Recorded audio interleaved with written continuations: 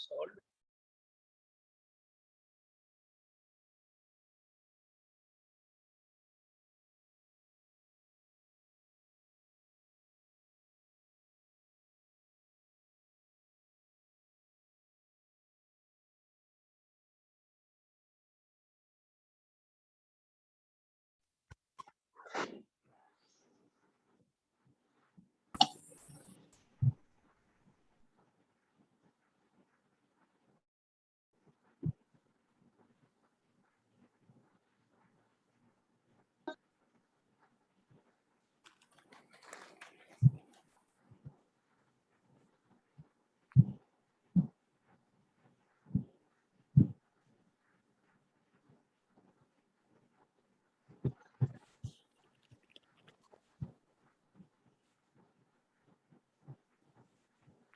राधे।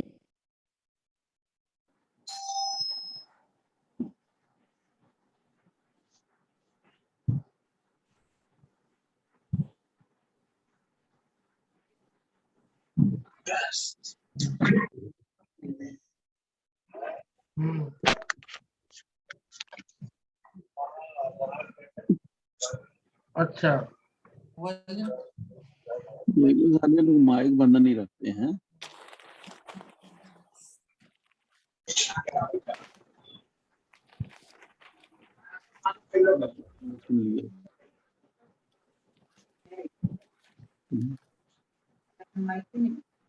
नहीं, हमारा बंद नहीं रहता। कई लोग बच्चे बोलते रहते।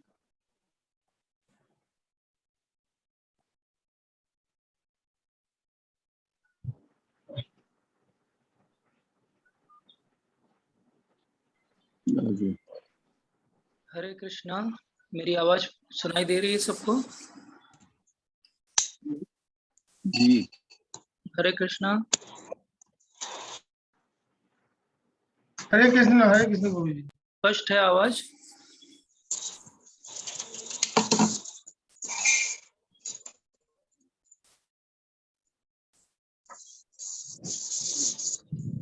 आप सभी का हार्दिक स्वागत है और हम माफी चाहते हैं कि थोड़ा डिले हो गया क्योंकि कुछ टेक्निकल प्रॉब्लम थी। खैर वो सॉल्व हो गई तो हम आगे बढ़ते हैं।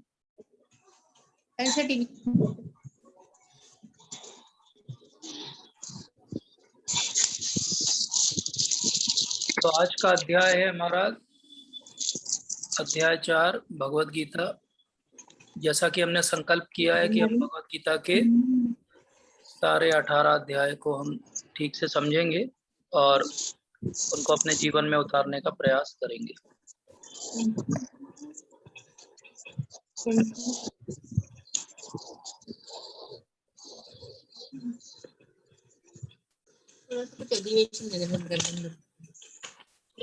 बाकी सबसे अनुरोध है कि कृपया म्यूट रखें ताकि आवाज स्पष्ट सुनाई दे।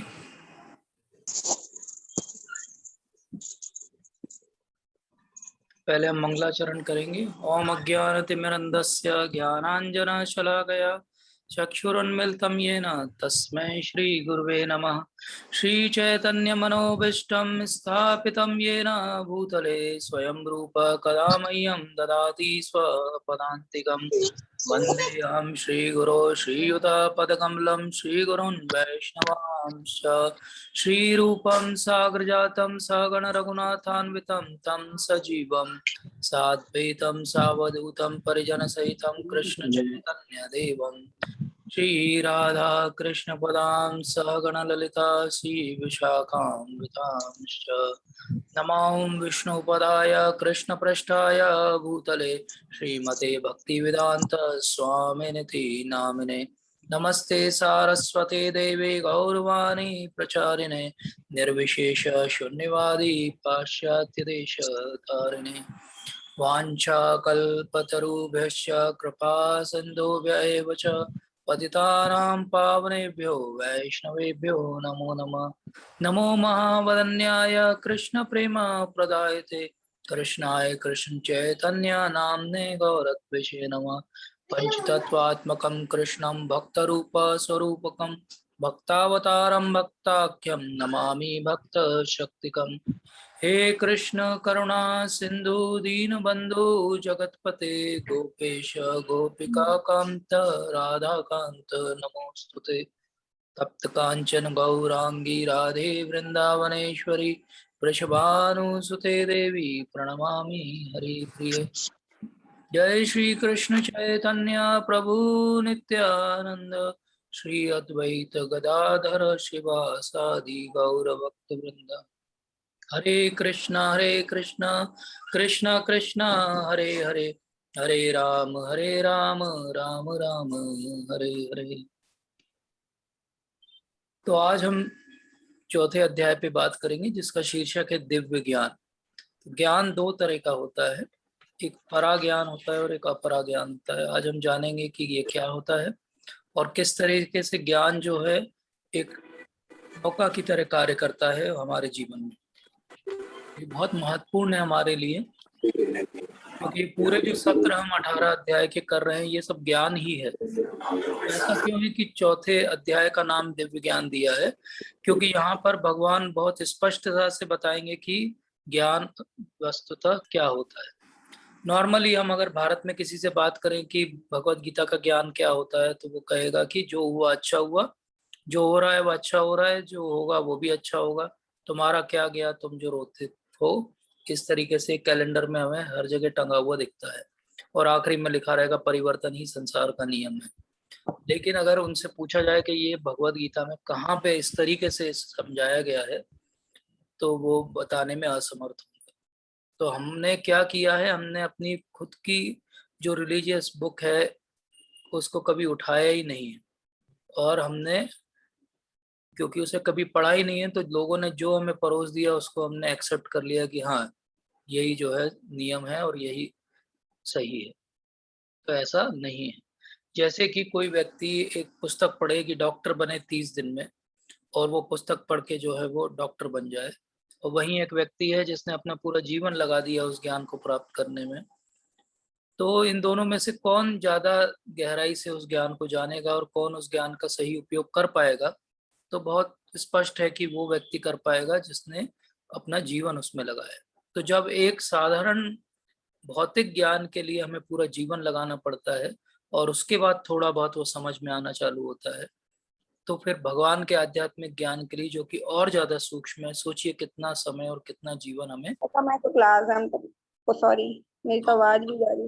अब आप सोचिए कि कोई व्यक्ति है, क्वैक है, क्वैक डॉक्टर है, उसने वो 30 दिन में कैसे बने डेंटिस्ट ये पढ़ लिया है और उसके पास भीड़ लगी हुई है। और क्योंकि भीड़ लगी हुई है तो एक व्यक्ति ने सोचा कि चलो मैं भी जाता हूँ और इन्हीं से, क्योंकि भीड़ है तो इन्हीं से अपना दांत का इलाज करवा लेता हूँ। तो उन्होंने दांत निकालने के चक्कर में आसपास के 2-3 दांतों को और खराब कर दिया। तो सोचिए क्वैकरी के पास गया वो और उसने अपने दांत निकलवाए, तो वो नौसिखिए ने झोला छाप ने उसके दांतों का और ज्यादा कबाड़ा कर दिया। अब अगर वो ये कहे कि नहीं नहीं, मेरा अनुभव जो है वो डेंटिस्ट के साथ अच्छा नहीं रहा, डॉक्टर के साथ अच्छा नहीं रहा, क्योंकि मुझे ऐसा एक डॉक्टर मिला था जिसने मेरा दांत तोड़ दिया, तो एक्चुअली ये उसकी गलती है कि वो गलत डॉक्टर के पास गया था। इसी तरह हमारे जीवन में भी बहुत सारी बार ऐसा हुआ है कि हमें कोई ऐसे ढोंगी गुरु मिल गए हैं जिनके पीछे पूरा समाज चल रहा है, नेता चल रहे हैं, जज साहब, पुलिस वाले सब चल रहे हैं, आंखें बंद करके उनके पीछे पीछे चले जा रहे हैं। वो ढोंगी गुरु का मन में एक ही मेडिटेशन चल रहा है कि और कितना पैसा आ जाए, और जिस दिन उनका भांडा फूटेगा तो आपका ट्रस्ट जो है खत्म हो जाएगा। जिस दिन ये ट्रस्ट खत्म होगा तो आप कहेंगे नहीं नहीं, संसार में सारे जो गुरु हैं वो ऐसे ही होते हैं। तो ये तो सही बात नहीं है। जैसे ये कहना कि संसार में सारे नौसिखिए डॉक्टर ही बैठे हैं, ये तो गलत बात है। एक्चुअली हमने डॉक्टर को चूज करते समय अपना डिस्क्रिशन नहीं लगाया, हमने देखा नहीं कि कौन वस्तुतः उसके लिए योग्य है। इसी तरह हमें गुरु चुनते वक्त भी हमारी जो चेतना है उसको इतना स्पष्ट होना चाहिए कि कौन गुरु बन सकता है और कौन नहीं। तो आज भगवान न केवल ज्ञान के बारे में हमें बताएंगे इस अध्याय में, बल्कि ये भी बताएंगे कि एक असली में गुरु को कैसा होना चाहिए। तो जैसा हमने देखा था कि अध्याय 3 जो है कर्म योग है, जिसमें हमने देखा था कि हर व्यक्ति को किसी न किसी तरह से कर्म करना पड़ता है। और कर्म से ही वो या तो जगत में बंधता जाता है या वो निष्काम भाव से अगर कर्म करेगा तो मुक्त होता जाता है। अब अध्याय 4 में भगवान बताएंगे कि इस कैसा ऐसा ज्ञान है जिससे हम इस जगत में नहीं बंधेंगे और हमें मोक्ष प्राप्त होगा। तो ये ज्ञान कहाँ से आया है, इसका आविर्भाव क्या है और ये ज्ञान हमें कहाँ तक ले जा सकता है, इसको भगवान इस चौथे अध्याय में बताएंगे। 5वां अध्याय फिर से कर्म योग है, जैसा हमने पिछली बार भी समझा था, लेकिन ये कर्म योग वो वाला है जिसमें ज्ञान मिल गया है, तो ज्ञान सम्मिलित हो जाएगा तो ये अध्याय 5 बन जाएगा। तो आज चौथे अध्याय में हम दिव्य ज्ञान के बारे में चर्चा करेंगे। तो तीसरे अध्याय में अर्जुन ने एक प्रश्न पूछा था भगवान से कि ये क्या चीज है जो मुझे बार बार गलत करने के लिए प्रेरित करती है। तो फिर भगवान ने उसका उत्तर दिया था कि हे अर्जुन, ये तुम्हारा काम ही है जो तुम्हें बार बार गलत तरफ ले जाता है। और फिर भगवान ने बताया था कि इस काम से छुटकारा कैसे मिलेगा, निष्काम कर्म बुद्धि योग और कर्म योग को डेवलप करके। तो इस बुद्धि योग से भी हमें कार्य करना हो या कर्म योग से कार्य करना हो, दोनों के लिए हमें ज्ञान की आवश्यकता पड़ेगी। तो अगर हम चौथे अध्याय को ग्रॉसली देखें तो उसको 5 सेक्शंस में हम डिवाइड करके समझ सकते हैं और आसानी से। तो पहला सेक्शन क्या है उसको समझते हैं। पहले सेक्शन में भगवान बताएंगे कि ये दिव्य ज्ञान कैसा है और किस तरीके से इस दिव्य ज्ञान को हम जो है रिसीव कर सकते हैं अपने जीवन में। भगवान अपने बारे में भी थोड़ी सी संक्षेप में बात बताएंगे। तो चलिए पहला श्लोक पढ़ते हैं। भगवान श्री कृष्ण ने कहा कि मैंने इस अमर योग विद्या का उपदेश सूर्यदेव विवस्वान को दिया और विवस्वान ने मनुष्य के पिता मनु को दिया और मनु ने इसका उपदेश जो है वो इक्ष्वाकु को दिया। तो ये क्या हो रहा है, ये एक डिसिप्लिक सक्सेशन है कि एक से दूसरे गुरु से शिष्य और वो शिष्य फिर गुरु बनेंगे, फिर वो अपने शिष्य को देंगे। इस तरीके से ये परम विज्ञान जो है गुरु शिष्य परंपरा के द्वारा प्राप्त किया गया और राज ऋषियों ने इसे इसी विधि से समझा। अब राज ऋषि कौन होते हैं? ये राजा होते हैं जो कि ऋषियों की तरह रहते हैं, मतलब वो कहने को क्षत्रिय हैं लेकिन उनका किसी भी चीज में जो है लगाव नहीं है। वो अब पूरा राज्य, उसका राजपाट और उसकी धन संपदा सबको वो लोगों के लिए, अपनी प्रजा के लिए और उनकी भलाई के लिए उपयोग करते हैं। तो ये एक्चुअली सही में कम्युनिज्म, सही कम्युनिज्म क्या है कि एक ऐसा व्यक्ति जो है वो सबसे बड़ी कुर्सी पे बैठे जिसको किसी चीज का मोह नहीं है। लेकिन क्या हुआ, इस ज्ञान में धीरे धीरे ये परंपरा छिन्न हो गई और यथारूप में लुप्त हो गया लगता है। तो भगवान ने क्या बोला, काले ने माता योगो नष्ट परम। तो ऐसा लगता है कि योग, ये नॉलेज जो है वो नष्ट हो गया। तो नॉलेज एक्चुअली नष्ट कैसे होता है? नॉलेज नष्ट होता है जब गलत इंटरप्रिटेशन किया जाता है। तो नॉलेज जैसे एनर्जी कंजर्व होती है, ऐसे नॉलेज भी कंजर्व होती है। लेकिन जब लोग गलत इंटरप्रेट करने लगते हैं तो गुरु शिष्य परंपरा टूट जाती है और यथारूप में ये ज्ञान जो है वो डिसअपियर हो जाता है।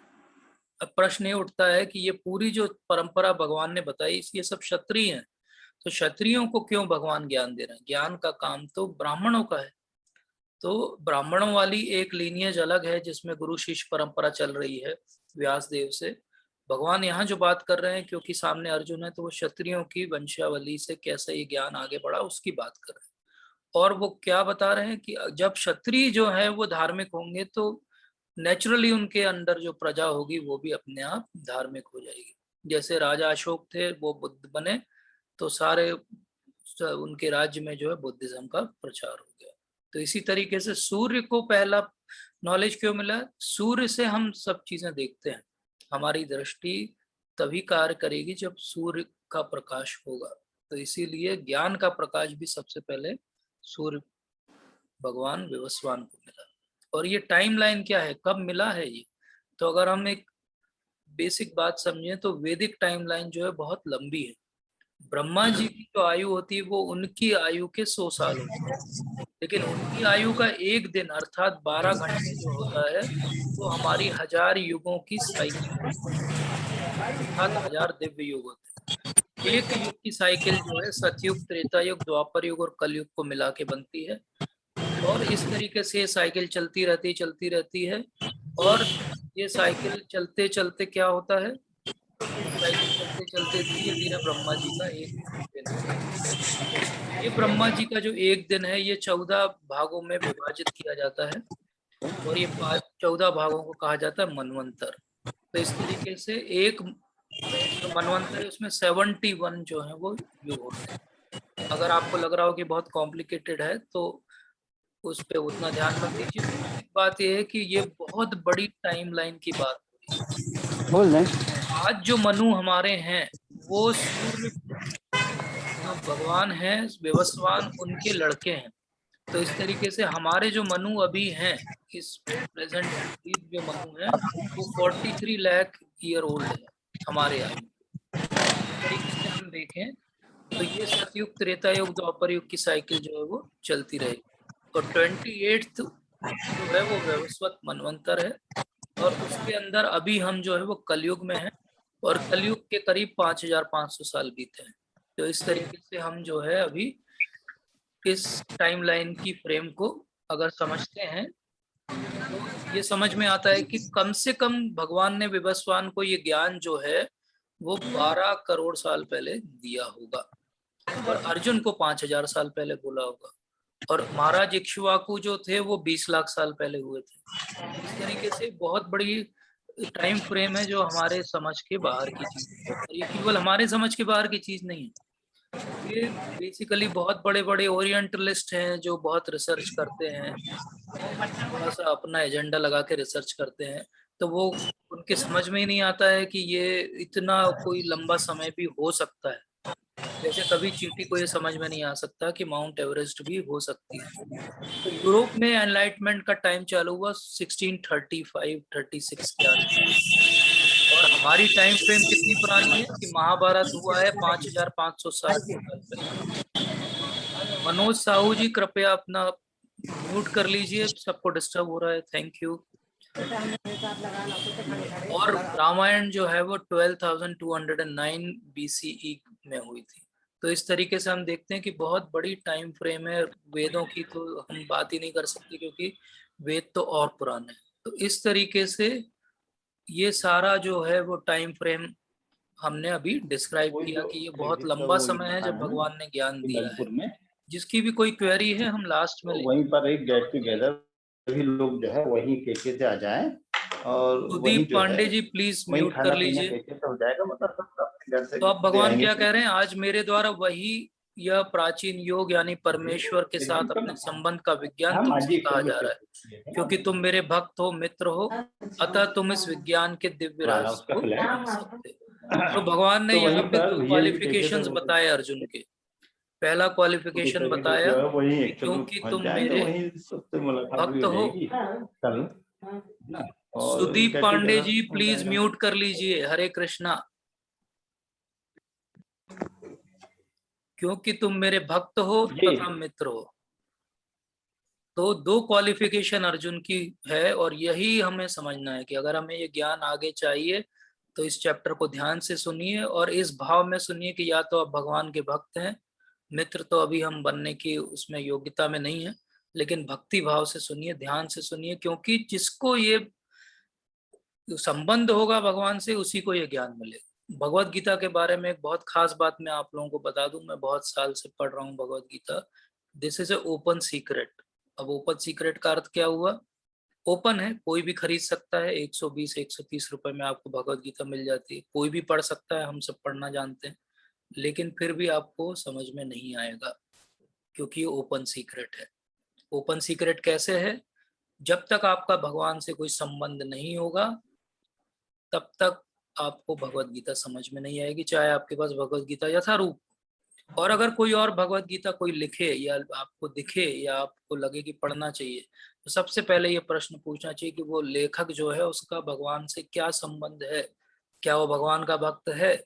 अगर वो भगवान का भक्त नहीं है तो ये ओपन सीक्रेट है, वो उसे भी समझ में नहीं आया तो आपको क्या समझाएगा। तो फिर लोग भगवत गीता पे इतनी टीका टिप्पणियां क्यों लिखते हैं, बातचीत क्यों करते हैं? वो इसलिए करते हैं कि वो राक्षसी प्रवृत्ति के लोग हैं और उनको पता है कि वो जो बोलेंगे उनको कोई सुनेगा नहीं। सुनेगा तब जब उस पे कवर भगवत गीता का चढ़ा हुआ होगा। तो भगवत गीता का कवर चढ़ाओ और अपना एजेंडा सामने रख दो और लोग जो है भगवत गीता के नाम पे कुछ भी ग्रहण कर लेंगे, क्योंकि हमने खुद तो कभी ठीक से समझा पढ़ा नहीं। क्षमा कीजिएगा, लेकिन ये सच्चाई है जो मैं इतने साल से देख रहा हूँ। हम बहुत फॉर्चुनेट हैं, 50 लोग जो उसको सुन पा रहे हैं आज। तो अपने समय का सदुपयोग करिए, बहुत ध्यान से सुनिए। क्यों? क्योंकि ज्यादातर लोग भगवत गीता को समझते हैं कि ये कोई फिलोसॉफिकल स्पेकुलेशन है। फिलोसॉफिकल स्पेकुलेशन मतलब आप एक हाथ में सिगरेट रख लो, एक हाथ में विस्की का ग्लास रख लो और बात करो कि हाँ भगवान क्या बोलते हैं, ये यथामाम प्रपद्यन्ते। तो इसका कोई अर्थ नहीं। अगर आप नियम में नहीं हो तो आपको भगवत गीता समझ में नहीं आएगी, और नियम में आप बंधेंगे तभी आप भगवान से संबंध स्थापित कर पाएंगे।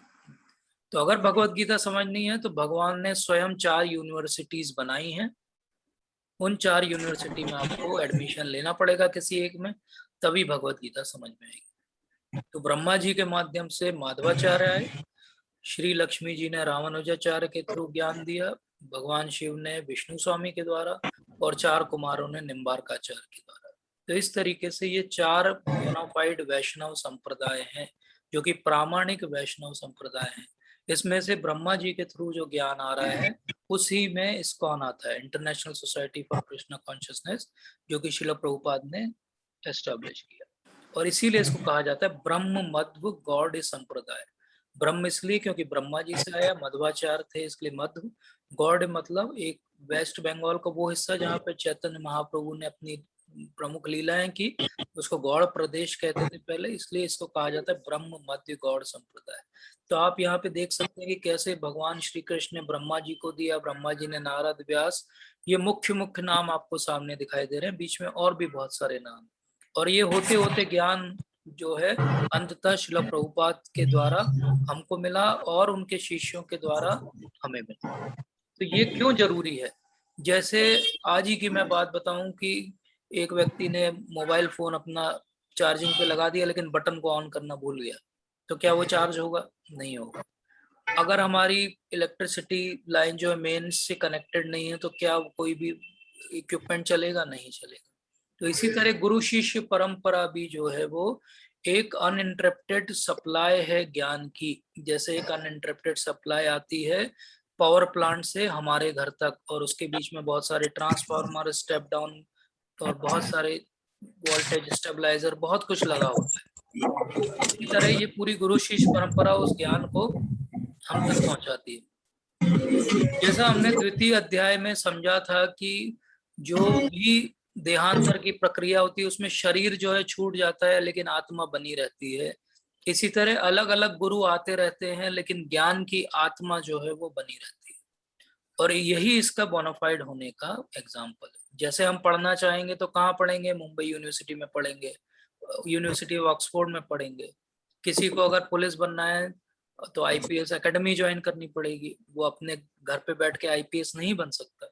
तो जब छोटे छोटे ज्ञान के लिए भी आपको किसी प्रामाणिक संस्था की आवश्यकता है, तो आध्यात्मिक ज्ञान को भी प्रामाणिक संस्था की आवश्यकता है। यही भगवान यहाँ समझा रहे हैं। इसलिए अंततः एक ही ओपिनियन मैटर करता है, वो है भगवान श्री कृष्ण का ओपिनियन। आप क्या सोचते हैं, मैं क्या सोचता हूँ भगवत गीता में, इसके कोई मायने नहीं। मायने ये है कि भगवान श्री कृष्ण क्या। इसलिए प्योर भक्त, शुद्ध भक्त बनने का पहला नियम है कि मेरा ओपिनियन जो है वर्थलेस है, क्योंकि मेरा ज्ञान ही वर्थलेस है।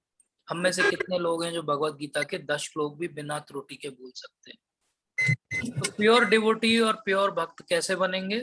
जब ये समझेंगे कि मेरा ओपिनियन वर्थलेस है, तो मैं क्या काम कर रहा हूँ? मैं केवल वाया मीडिया हूँ, मैं केवल इंस्ट्रूमेंट हूँ जो कि उस ज्ञान को प्रसारित कर रहा है। जैसे कोई पोस्टमैन केवल चिट्ठी आप तक लेकर आपको दे देता है, वो चिट्ठी के अंदर एक भी शब्द का हेर फेर नहीं करता है।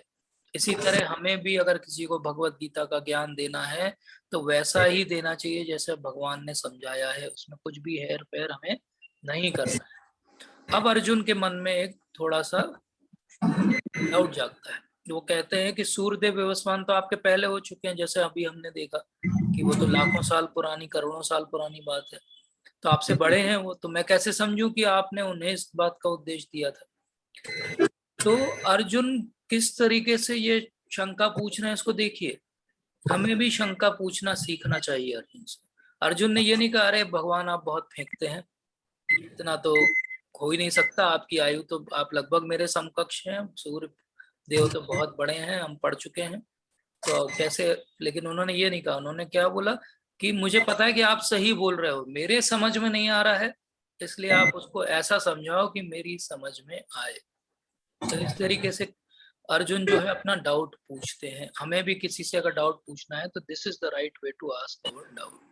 और भगवान उस शंका का समाधान क्या करते हैं कि तुम्हारे और मेरे अनेकानेक जन्म हो चुके हैं, मुझे तो उन सबका स्मरण है किंतु तुम्हें उनका स्मरण नहीं है। क्यों नहीं है? क्योंकि हम तो हर समय अपना शरीर बदल रहे हैं। इस शरीर में रहते हुए भी हम बाल्य अवस्था से कौमार अवस्था और वृद्ध अवस्था में अपना शरीर बदल लेते हैं और मृत्यु के बाद दूसरा शरीर धारण कर लेते हैं।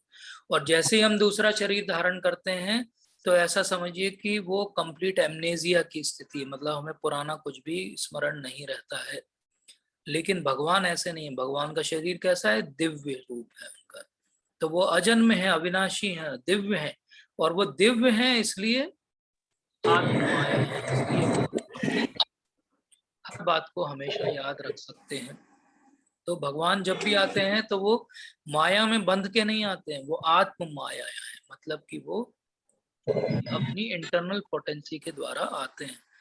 तो हम भी शाश्वत हैं, भगवान भी शाश्वत हैं, लेकिन भगवान को सब कुछ याद रहता है और हम सब कुछ भूल जाते हैं। हमें तो ये भी याद नहीं रहता कि 2 दिन पहले हमने नाश्ते में क्या भोजन लिया था।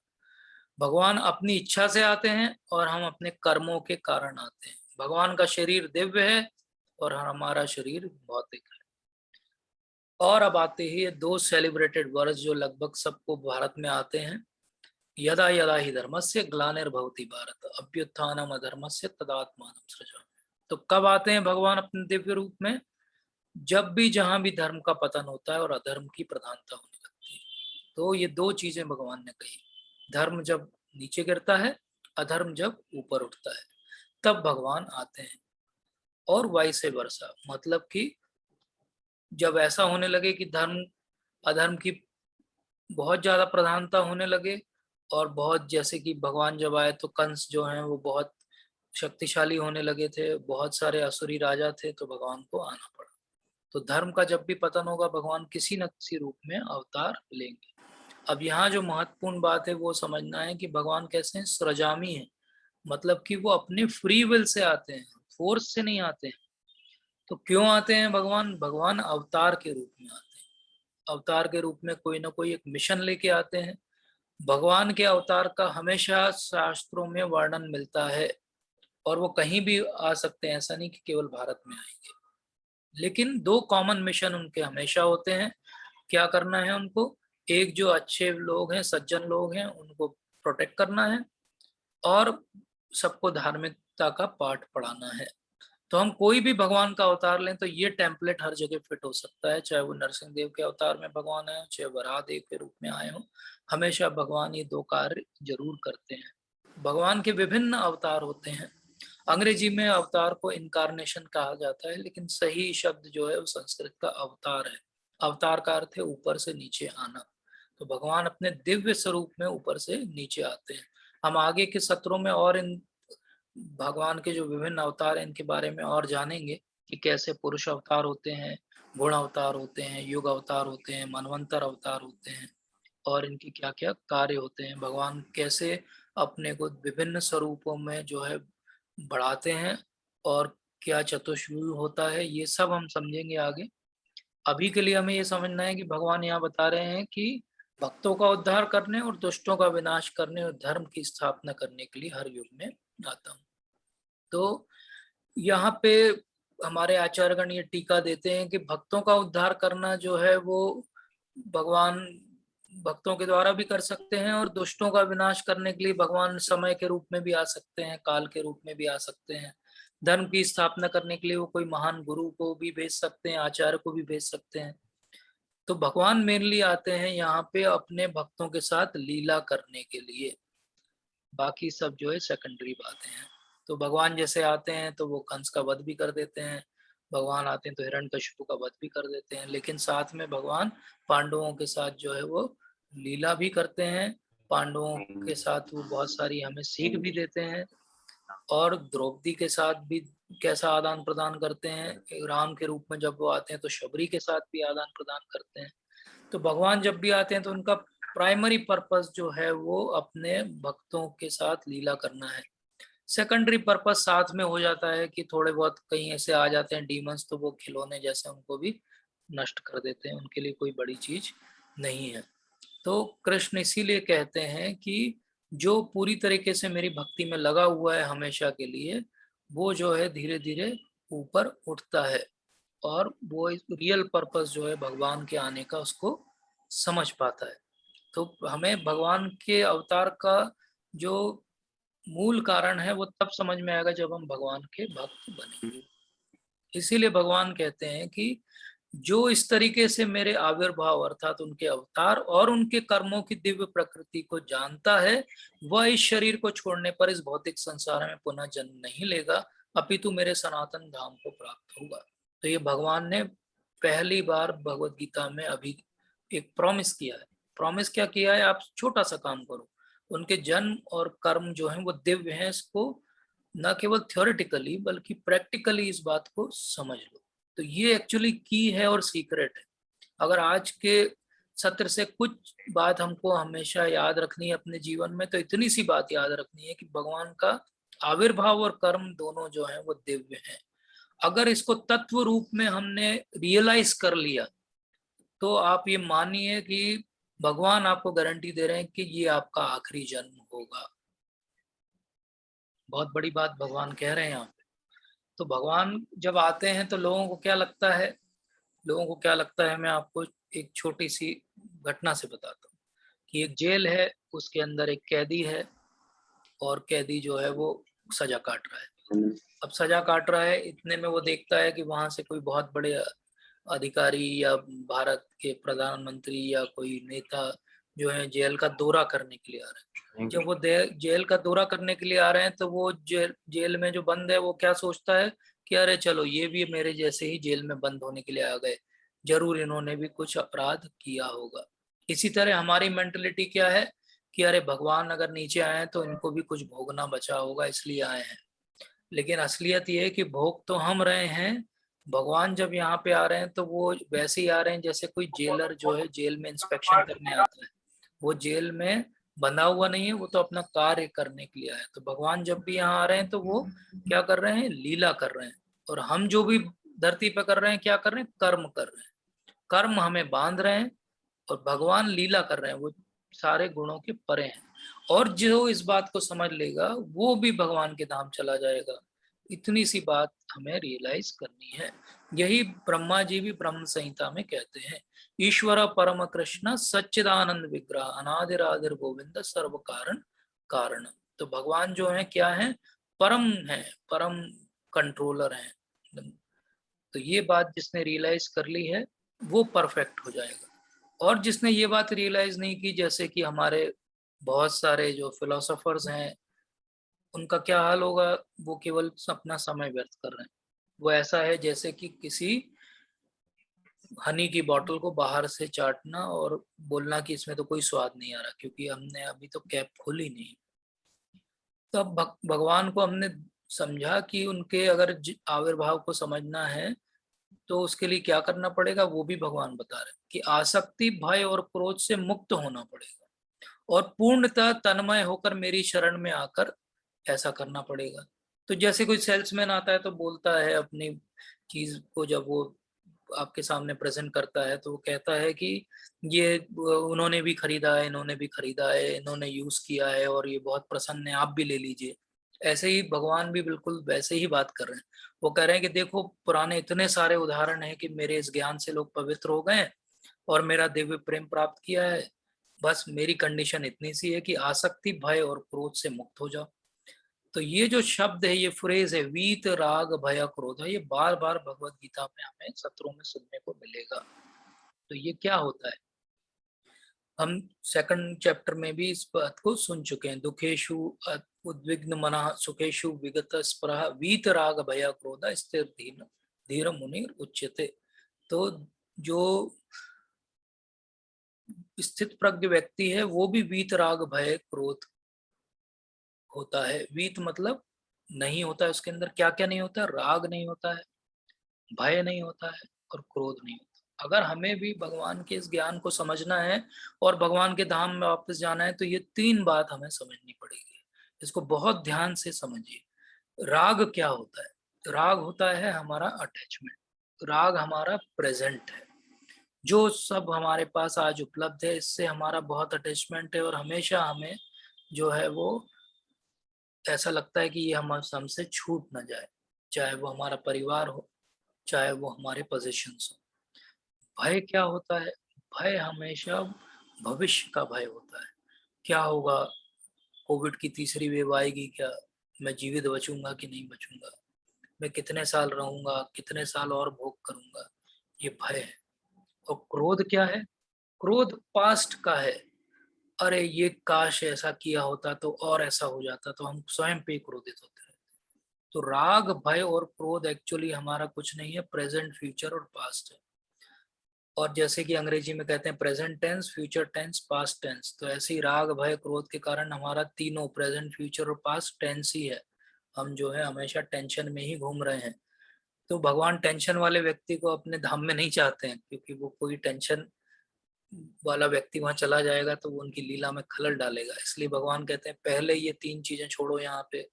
तो प्रेजेंट की राग छोड़ो, फ्यूचर का भय छोड़ो और पास्ट का क्रोध छोड़ो, और जीवन जियो केवल नाव में। आज क्या है उस पर ध्यान दो। तो अब हम और भी राग, भय, क्रोध के बारे में और गहराई में भी समझ सकते हैं कि राग जो है वो हमारा अटैचमेंट है मटेरियल एक्टिविटीज को लेके, और भय ये रहता है बहुत सारे लोगों को जो भक्ति करना भी चाहते हैं या आध्यात्म में जाना भी चाहते हैं, तो वो अपने शरीर के कारण इतने त्रस्त हो चुके हैं संसार में कि अगर उनसे कहा जाए कि ऐसा ही एक स्पिरिचुअल आइडेंटिटी या शरीर आपका जो है वो आध्यात्मिक जगत में, तो डर जाते हैं।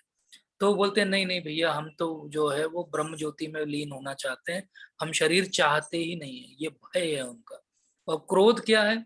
जिनको क्रोध रहता है वो तो इतने होपलेस हो जाते हैं कि वो या तो कोई नशा पान करने लगते हैं, और उनको जो हेलुसिनेशन होते हैं नशा पान करने के बाद, उसी को वो स्पिरिचुअल विजन समझ लेते हैं। बहुत सारे गंजेड़ी बंगेड़ी, उनको लगता है कि वो बहुत ज्यादा जो है स्पिरिचुअली एलिवेटेड लोग हैं, जबकि ऐसा नहीं है।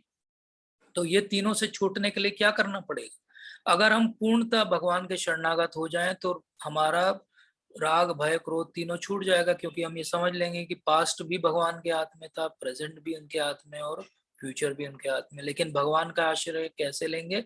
जब हमें एक प्रामाणिक गुरु मिलेंगे, जो कि गुरु शिष्य परंपरा में आएंगे और हमें ज्ञान देंगे।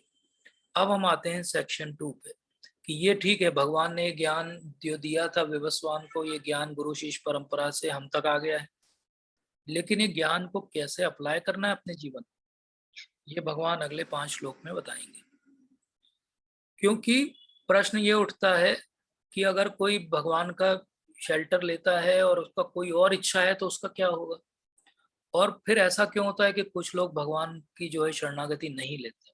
इन्हीं का उत्तर भगवान 11वें श्लोक में देते हैं। ये यथा माम प्रपद्यन्ते तांस्तथैव भजाम्यहम् मम वर्तामनु वर्तन्ते मनुष्या पार्थ सर्वशः। तो ये भगवान बहुत कैटेगोरिकली स्पष्ट कह रहे हैं कि जो जिस भाव से मेरी शरण ग्रहण करेगा उसी के अनुरूप में फल दूंगा। तो भगवान बहुत रेसिप्रोकेटिव है, रेसिप्रोकेट करेंगे। जितना आप उनके लिए शरणागत होगे उतने ही वो भी अपने सीक्रेट को आपके साथ शेयर करेंगे। इवेंचुअली ये बात सही है कि हर कोई उन्हीं के पथ का अनुगमन कर रहा है, क्योंकि हर चीज के सैंक्शन फाइनली भगवान से आती है, हेड ऑफिस से आती है, लेकिन उतनी आएगी जितना आप जो है वो करेंगे। तो actually everyone is equal in God's eye, but God is not equal in everyone's eye. तो गलती भगवान की तरफ से नहीं है, भगवान तो सबको बराबर मान रहे हैं, लेकिन हमारी शरणागति बराबर नहीं है। तो ये नहीं कह सकते कि भगवान पार्शियल क्यों है, भगवान पार्शियल नहीं है। भगवान जो है बराबर रेसिप्रोकेट करते हैं। जैसे कि कोई कर्मी हो तो भगवान उसके लिए यज्ञेश्वर है, कोई जो है वो मायावादी है तो उसके लिए भगवान ब्रह्म ज्योति है, कोई योगी है तो भगवान उसके लिए सिद्धि है, कोई भक्त है तो भगवान उसके लिए रस है। तो हमें डिसाइड करना है कि हमें कर्मी बनना है, हमें मायावादी बनना है, हमें योगी बनना है कि हमें भक्त बनना है। भगवान की तरफ से कोई भी कमी नहीं है। और यही जो हमारी अलग अलग इच्छाएं, इसके कारण भगवान इतने दयालु हैं कि वो ब्रह्म, परमात्मा और भगवान तीनों रूप में जो है अपने आप को विस्तार करते हैं ताकि सबकी इच्छाएं पूरी हो सके। लेकिन प्रश्न ये उठता है कि फिर सब लोग जो हैं वो भगवान की शरणागति क्यों नहीं ले लेते? अगर भगवान इतना अच्छा रेसिप्रोकेट करते हैं तो हम सब लोग भगवान की सीधे सीधे शरणागति क्यों नहीं ले लेते?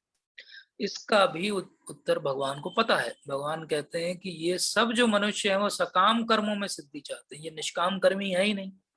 और सकाम कर्मी है तो ये किसकी पूजा करते हैं? देवताओं की पूजा करते हैं। देवताओं की पूजा करने से फल तो शीघ्र प्राप्त होता है, लेकिन वो क्षणिक फल होता है। तो इस तरीके से ये इह देवता जो शब्द आया इस श्लोक के अंदर, यजंता इह देवता केवल देवताओं से मतलब नहीं है। पावरफुल आदमी भी है, कोई नेता भी है, तो लोग उसकी भी पूजा करने लगते हैं।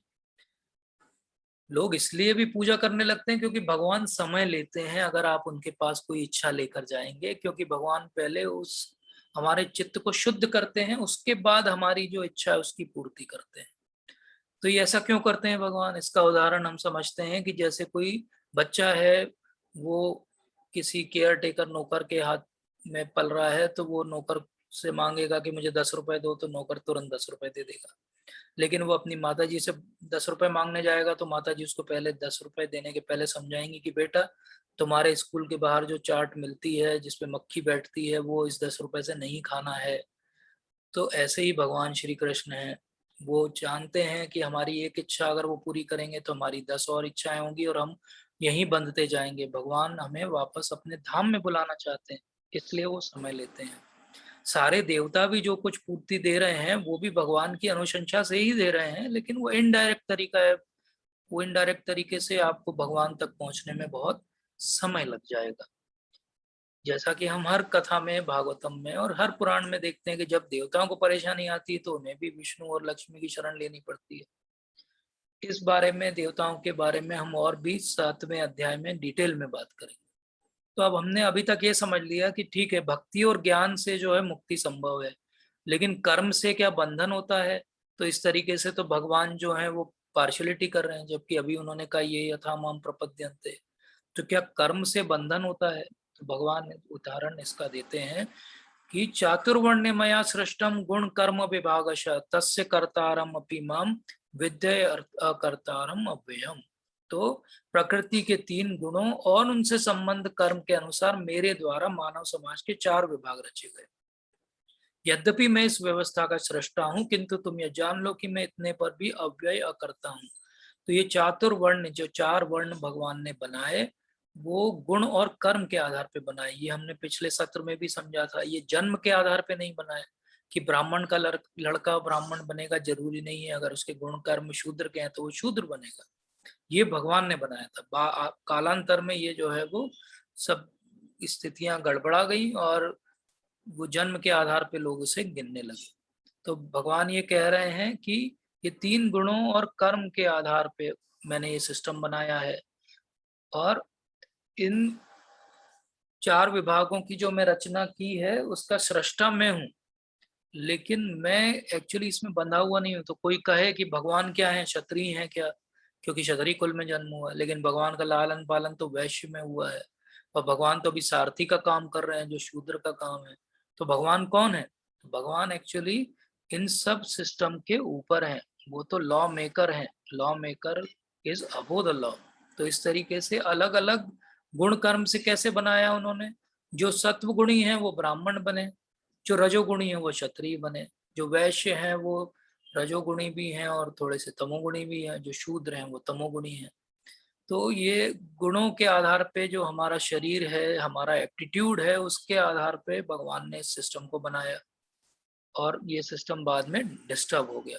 भगवान लेकिन इस सिस्टम का हिस्सा नहीं है, वो सिस्टम के बाहर है। तो भगवान ने ये सब क्यों झंझट किया इतना? ये इसलिए किया कि हमारी जो कॉन्शियसनेस है वो धीरे धीरे इवॉल्व हो। जो शूद्र है वो वैश्य बने, वैश्य जो क्षत्रिय बने, क्षत्रिय ब्राह्मण बने, और वहीं पे नहीं रुक जाए। ब्राह्मण जो है वो आगे चल के भक्त बने।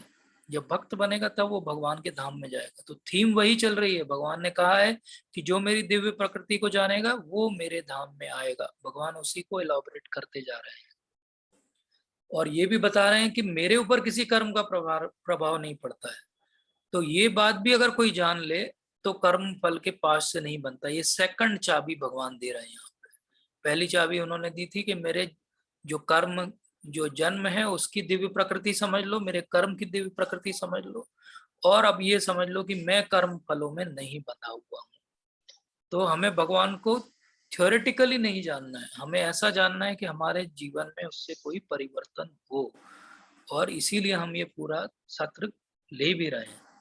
तो ये वैसा ही उदाहरण है जैसे कि बारिश होती है, तो बारिश में तो सब जगह हो रही है। अब वो बारिश नाले में गिरेगी तो वो गंदा पानी बन जाएगी, बारिश जो है वो खेत में गिरेगी तो फसल बन जाएगी, बारिश जंगल में गिरेगी तो वो कुछ और खरपतवार बन जाएगी। तो इस तरीके से क्या उगेगा वो बीज पे निर्भर करता है। भगवान जो है उसके लिए एक्चुअली रिस्पॉन्सिबल नहीं है।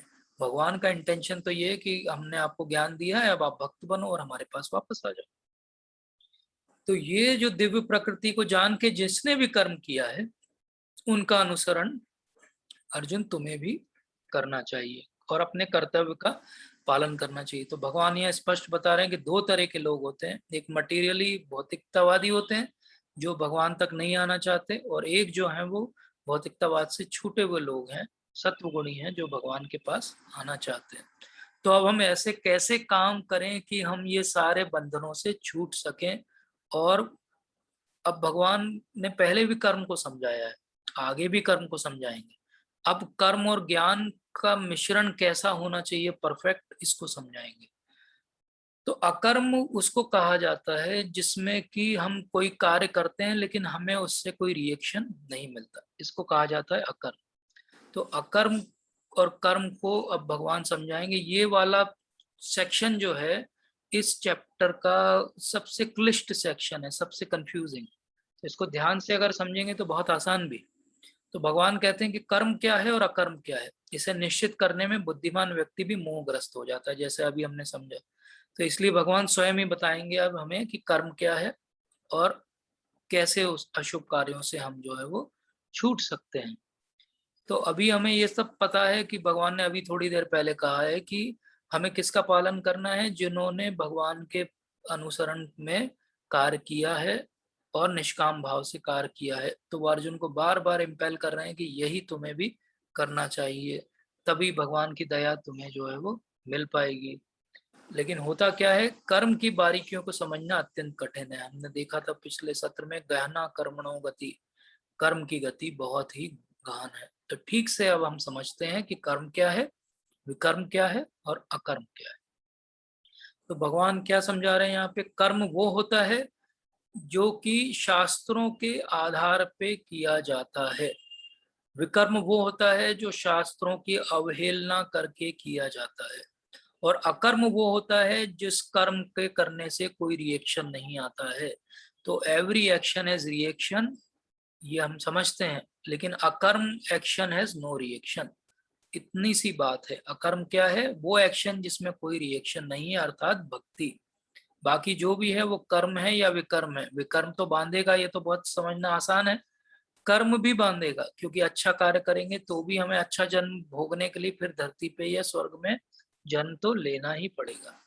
इसीलिए मनुष्य को क्या करना चाहिए, भगवान बहुत अच्छी हमें सुझाव दे रहे हैं कि कर्म में अकर्म देखो और अकर्म में कर्म देखो, वह सभी मनुष्यों में बुद्धिमान है।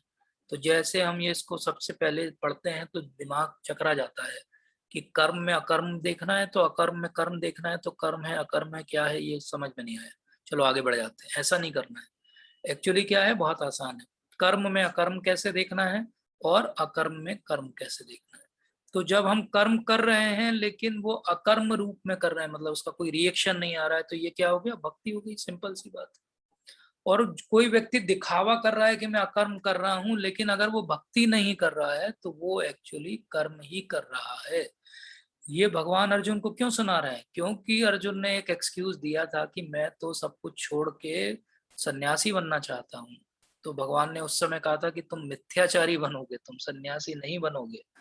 तो मिथ्याचारी भगवान हमें नहीं बनाना चाहते हैं, इसलिए artificial attempt at in activity जो है बिल्कुल डेंजरस है। यही भगवान अर्जुन को भी समझा रहे हैं और हम सबको भी समझा रहे हैं।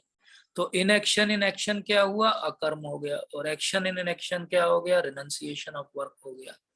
तो ये दो चीजें अगर किसी ने समझ ली तो उसको पूरी बात समझ में आ गई। तो अकर्म क्या होता है, हर वो कार्य जो भगवान की संतुष्टि के लिए किया जाए, जिसमें हम स्वयं के लिए कुछ भी नहीं चाहते हैं और हमेशा भगवान की सेवा में लगना चाहते हैं, इसी को अकर्म कहा जाता है। तो जिस व्यक्ति का प्रत्येक प्रयास जो है वो इंद्रिय तृप्ति की कामना से रहित है, उसे पूर्ण ज्ञानी समझा जाता है। मतलब वो क्या कर रहा है? वो अकर्म कर रहा है। और उसे ही साधु पुरुष ऐसा करता कहते हैं जिसने पूर्ण ज्ञान की अग्नि से कर्म फलों को भस्मसात कर लिया। तो वो अकर्म कैसे कर पा रहा है? उसको रिएक्शन क्यों नहीं आ रहा है? क्योंकि उसने एक ज्ञान प्राप्त किया, जिसको भगवान यहाँ शब्द देते हैं पूर्ण ज्ञान। पूरी तरीके से उसने ज्ञान प्राप्त कर लिया है। ये ज्ञान क्या है? ये ज्ञान बहुत सिंपल है, एक शब्द में समझा जा सकता है कि हम जो हैं वो बहुत छोटे हैं, भगवान बहुत बड़े हैं, हमारा कार्य भगवान की सेवा करना है। यही पूर्ण ज्ञान है। This is our constitutional position. जिसने ये समझ लिया पूर्ण ज्ञान, उसको सब चीजें जो है वो बहुत क्लियर हो जाएगी। तो इसलिए जब हम साधक स्टेज में हैं, जब स्ट्रगलिंग फेज में, जब शुरुआत में है, तो अपने कर्म फलों की सारी आसक्ति को त्यागने का प्रयास करना चाहिए और संतुष्ट और स्वतंत्र लेके कोई भी सकाम कर्म हम ना करें, कम से कम इतना प्रयास करना चाहिए। तो हम निष्काम कर्म की ओर धीरे धीरे अपने कदम बढ़ाएंगे। तो ये 20वां श्लोक जो है वो साधक स्टेज के लिए। और इसके ऊपर जो पूर्ण ज्ञानी होगा, जो सिद्ध हो जाएगा, वो क्या हो जाएगा? वो सारे स्वामित्व के भाव को त्याग देगा। मतलब उसका कोई भी अब भाव नहीं है, केवल शरीर निर्वाह के लिए वो जो है वो कर्म करेगा। तो ऐसा व्यक्ति क्या करेगा? स्वतः होने वाले लाभ से संतुष्ट रहेगा। जो हमने पिछली सत्रों में द्वंद्व समझे हैं, हानि लाभ जय पराजय, उन सब से जो मुक्त हो जाएगा और किसी से वो ईर्ष्या नहीं करेगा। जब ऐसा व्यक्ति अपना कर्म करेगा तो भी वो अकर्म कर रहा है, इसलिए वो बंधेगा नहीं और वो भगवान के धाम जाने के लिए अधिकारी हो जाएगा। तो ये हो गई सिद्ध व्यक्ति। और ऐसे व्यक्ति के सारे कर्म जो हैं वो लीन हो जाएंगे, समाप्त हो जाएंगे। तो क्या होगा? वो अब आगे बढ़ने के लिए अनासक्त होके आगे बढ़ने के लिए अपने जीवन में तत्पर हो जाएगा और भगवत धाम की प्राप्ति होगी उसे। तो भगवान अब बताएंगे कि हवन के माध्यम से एक एग्जाम्पल देंगे वो, कि हवन में जैसे एक वेदी होती है और हवि होता है जो डाला जाता है और कुछ मंत्र पढ़े जाते हैं। ये सब जो है, हर कार्य जो हम जीवन में करते हैं वो एक तरह से हवन ही है। और ये सबको आध्यात्मिक कार्यों में परिणित किया जा सकता है अगर हम ध्यान से इस बात को समझेंगे। तो परफेक्ट क्योर क्या है हम सब के लिए? परफेक्ट क्योर ये है कि हम जो है भगवान की भक्ति में लगे।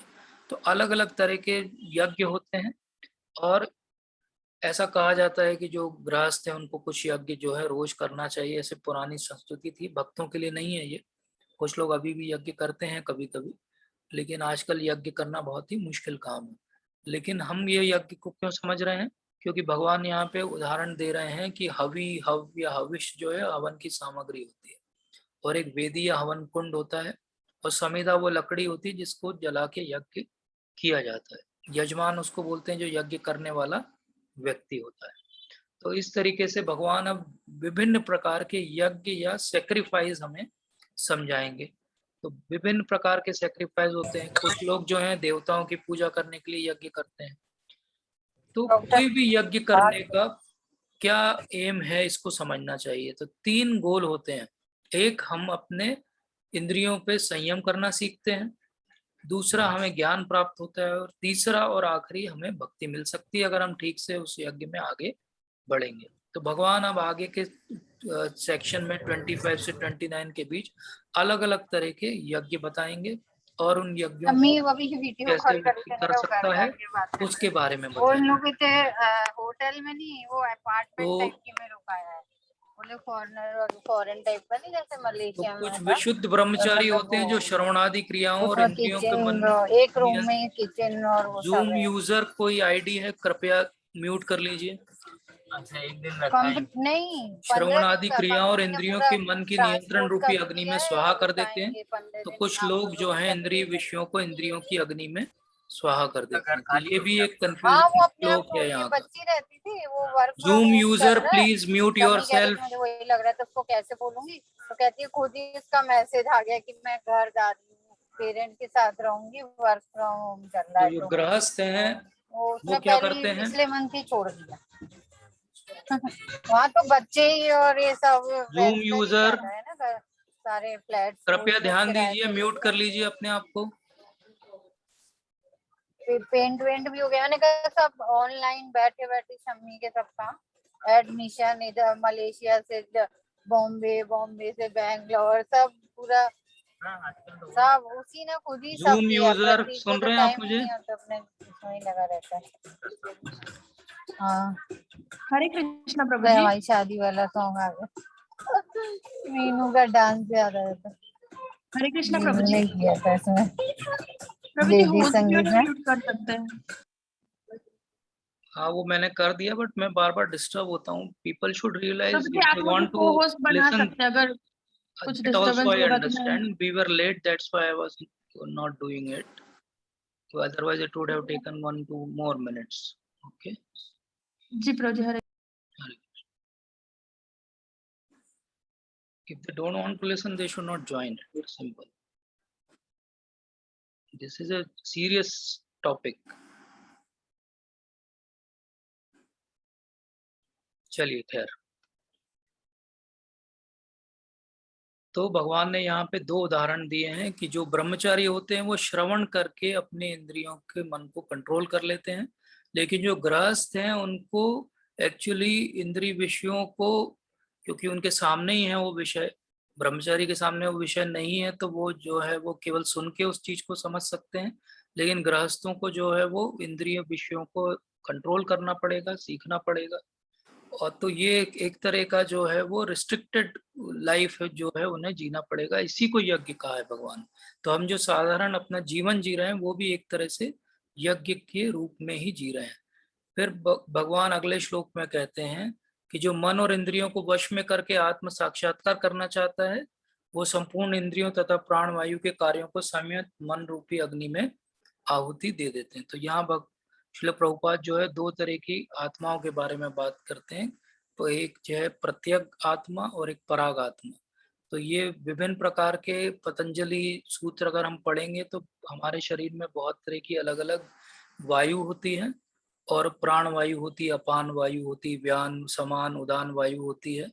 और जो भी हमारे योग सिस्टम है उसका प्रयास क्या है कि हम जो है ऐसी आत्मा बने जो कि इंद्रिय तृप्ति से दूर हो। ऐसी आत्मा को कहा जाता है प्रत्याग आत्मा। और पराग आत्मा उसको कहा जाता है जो कि अटैच्ड हो सेंस ग्रेटिफिकेशन से। तो जो भी सांसारिक भोग से अटैच है वो पराग आत्मा है, और प्रत्यग आत्मा वो है जो सांसारिक भोगों से विलग है। तो मेन प्रिंसिपल क्या है, योगी जो भी प्रयास कर रहे हैं वो किस लिए कर रहे हैं कि वो हमारे अपनी आत्मा को समझ सकें और धीरे धीरे परमात्मा को समझ सकें। कुछ लोग और ज्यादा कठोर व्रत अंगीकार करते हैं, अष्टांग योग पद्धति अपनाते हैं। ये हम आगे योग वाले सेक्शन में इसको और डिटेल में सत्रों में समझेंगे।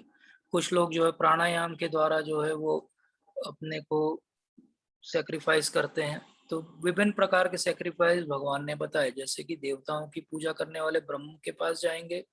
ब्रह्मचारी और रेगुलेटेड गृहस्थ भी एक तरह से जो है वो सेक्रीफाइस कर रहे हैं, यज्ञ कर रहे हैं। जो योगी हैं वो अष्टांग योग के द्वारा कर रहे हैं। जो भौतिकतावादी हैं वो किसी तरीके से द्रव्यमय यज्ञ कर रहे हैं, दान दे रहे हैं, कुछ तप कर रहे हैं, कुछ यज्ञ कर रहे हैं, कुछ शास्त्रों की स्वाध्याय कर रहे हैं जैसे हम कर रहे हैं। ये भी एक तरह का जो है वो यज्ञ है। कुछ लोग हठ योग या प्राणायाम कर रहे हैं, वो भी एक तरह का यज्ञ।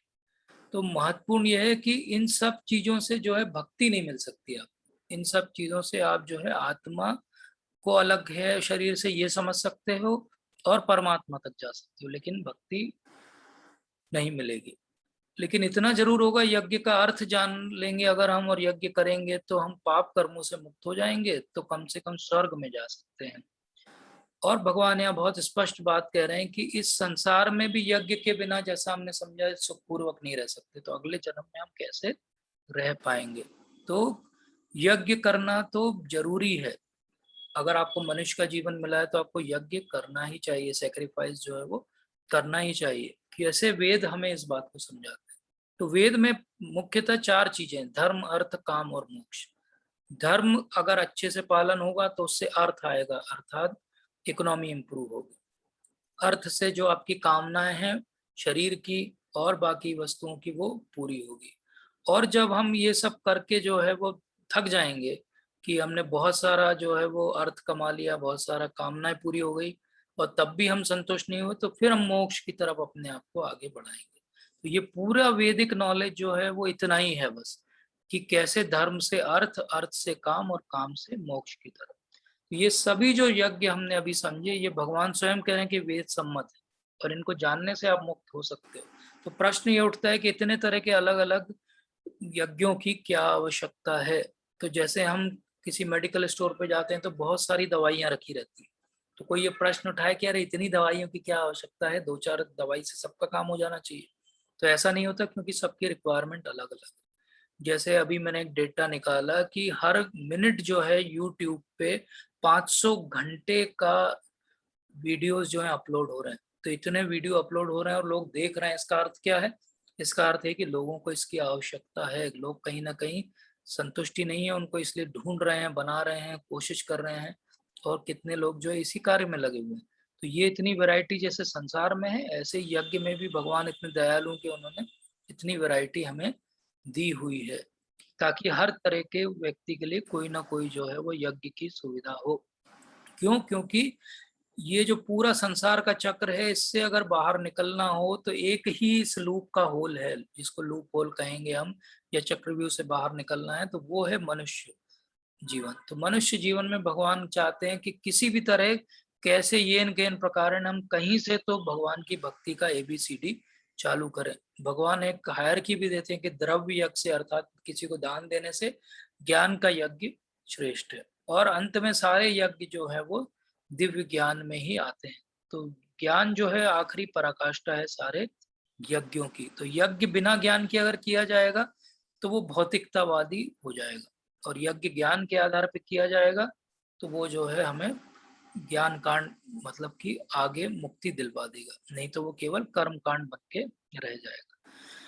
तो अब भगवान ने अभी 33 में कहा कि ये सारे जो भी यज्ञ करना है, जो भी हमें अपने ड्यूटीज निभानी है, वो ज्ञान के साथ करनी है। तो अब भगवान बताएंगे कि ये ज्ञान का कंक्लूजन क्या है, कैसे हम जो है इस ज्ञान को समझ सकते हैं। तो भगवान कहते हैं कि तुम गुरु के पास जाकर सत्य जानने का प्रयास करो, उसे विनित होकर जिज्ञासा करो और उसकी सेवा करो। स्वरूप सिद्ध व्यक्ति तुम्हें ज्ञान प्रदान कर सकते हैं, क्योंकि उन्होंने सत्य का दर्शन किया है। तो तत्विधि प्रणिपातेन परिप्रश्नेन सेवया उपदेक्ष्यन्ति ते ज्ञानम ज्ञानेन तत्वदर्शिनः। तो क्या समझा रहे हैं भगवान कि अगर तुम्हें ये ज्ञान चाहिए तो ये ज्ञान कहाँ से मिलेगा? मैंने तो ज्ञान की परंपरा चला दी, लेकिन ये ज्ञान तुम्हें मिलेगा गुरु के पास। तो कैसे जाना है गुरु के पास? बहुत सारे लोग जो हैं गुरु के पास जाते हैं, लेकिन बहुत एरोगेंट होते हैं। तो सीक्रेट क्या है प्रोग्रेस का? सीक्रेट ये है कि हमें एक प्रामाणिक गुरु सबसे पहले खोजना है, और जब हमें ये पूरा श्योर हो जाए कि ये प्रामाणिक गुरु है, तो उनके सामने विनित होकर जिज्ञासा करना है, जैसे अभी अर्जुन ने की थी। तो जिज्ञासा करना बहुत जरूरी है, लेकिन केवल जिज्ञासा जिज्ञासा करेंगे, प्रश्न प्रश्न पूछेंगे तो भी बात नहीं बनी, उनकी सेवा भी करनी पड़ेगी। जब हम जिज्ञासा भी करेंगे और उनकी सेवा भी करेंगे तो हमें ज्ञान मिलेगा, और ये ज्ञान गुरु देंगे, क्योंकि वो स्वरूप सिद्ध है, उन्होंने तत्व का ज्ञान उन्होंने प्राप्त किया अपने गुरु से, इसलिए वो ज्ञान हमें भी दे सकते हैं। तो जो प्रामाणिक नहीं है उनसे ज्ञान लेना चाहिए क्या? जो मन से बोले, कोई मोटिवेशनल स्पीकर, कोई खोखले जो है वो कहीं से कोई आर्ग्यूमेंट उठा ले और आपसे समझाने का प्रयास करने लगे, कोई अपने मन से 2-4 पुस्तकें पढ़ ले, अच्छा बोलता हो, इन सबको नहीं सुनना चाहिए। भगवान स्पष्ट कहते हैं कि ज्ञान प्राप्त करना है तो बोनाफाइड यूनिवर्सिटी से प्राप्त करना पड़ेगा, और इसका चेकिंग क्या है? गुरु, साधु और शास्त्र, ये तीनों जो है पूर्ति होना चाहिए। शुरुआत ही आदो गुरु पाद आश्रय से होती है, गुरु के शरण में आएंगे तभी हमारी भक्ति की शुरुआत होगी। तो जब हम स्वरूप सिद्ध व्यक्ति से ऐसा वास्तविक ज्ञान प्राप्त कर लेंगे तो कभी भी ऐसे मोह को प्राप्त नहीं होंगे, क्योंकि इस ज्ञान से हम देख सकेंगे कि सारे जीव जो है परमात्मा के अंश स्वरूप है, अर्थात सब मेरे हैं। तो हम कई बार क्या करते हैं, हम अपनी थिंकिंग को भी आउटसोर्स कर देते हैं आजकल। अरे कौन सोचे, कोई और हमारे लिए सोच रहा, हम तो आंखें बंद करके उनको ही सदगुरु मान के पीछे चल जाएंगे। तो ऐसा नहीं करना चाहिए। हो सकता है वो अंग्रेजी अच्छे बोलते हो, लेकिन इसका अर्थ ये नहीं कि उनका ज्ञान भी सही है। तो पूरी भगवत गीता की टीचिंग में भगवान क्या बता रहे हैं कि हम जो हैं वो दास हैं भगवान के, हम कभी भी भगवान से विलग होके नहीं रह सकते हैं, और भगवान से विलग होने की अगर हम सोचते भी हैं तो वो केवल माया है और कुछ भी नहीं है। तो भगवान तो इस एक्सट्रीम तक जाते हैं कि यदि तुम्हें समस्त पापियों में सर्वाधिक पापी भी समझा जाए तो भी तुम दिव्य ज्ञान रूपी नाव से स्थित होकर दुख सागर को प्राप्त करने में समर्थ होगे। तो बात क्या होती है, कभी कभी जब हम भक्ति में आगे बढ़ने का प्रयास करते हैं तो हमारे ही सगे संबंधी हमारे ऊपर उंगली उठाते हैं, बोलते हैं ये कोई उम्र है करने की, अरे अभी तो एंजॉय करो, जब बूढ़े होगे, जब पेट में आंत नहीं रहेगी, मुंह में दांत नहीं रहेंगे तब करना। तो हमें हो सकता है वो भौतिक लेवल पे सोचें कि ये तो क्या कर रहा है, ये अपने पाप कर रहा है, लेकिन भगवान कह रहे हैं कि अगर तुम्हें पापी भी समझा जाए तो कोई बात नहीं, तुम तो इस दिव्य ज्ञान की नाव में बैठ जाओ, उसको पार मैं ले जाऊंगा। और ये दिव्य ज्ञान की नाव जो है जिसमें हम बैठ के आगे बढ़ रहे हैं वो है श्रील प्रभुपाद की नाव। क्योंकि भौतिक जगत जो है बहुत बड़ा दुख का सागर है या दावाग्नि है, इससे बाहर निकलना है तो हमें ऐसी ही कोई नाव चाहिए। तो इसलिए ग्रेविटी को हमें दोष नहीं देना है कि हमारी नाव क्यों डूब गई, हमारी नाव में छेद था इसलिए डूब गई, छेद बंद करिए, ग्रेविटी की कोई गलती नहीं है। भगवान फिर एक और उदाहरण देते हैं, ज्ञान को अभी उन्होंने नाव बताया, नौका बताया, अब बोलते हैं कि जैसे प्रज्वलित अग्नि ईंधन को भस्म कर देती है, इसी तरह ज्ञान की अग्नि जो भौतिक कर्मों के फलों को जला देती है। तो क्या जल जाता है और कब जल जाता है? तो प्रारब्ध कर्म तक के पहले वाली जितनी भी चीजें हैं वो सब जो है वो ज्ञान प्राप्त करके जल सकती है।